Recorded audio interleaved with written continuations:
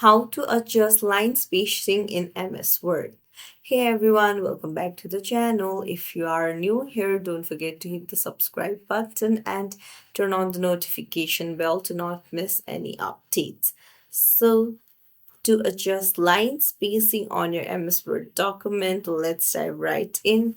Open up your Word document and then just select the paragraph, or you can just select the entire document by tapping on Control A. Now you can see two arrow like icon at the top. This is called line and paragraph spacing. Just tap on it and you can see 1.5, 1.15, 1.5. As you increase the number, the line spacing increases. So just choose the one of your preference, just tap on it, and then this is how you adjust line spacing in your MS Word file. If you found this tutorial helpful, don't forget to like the video and subscribe to our channel. Thank you for watching.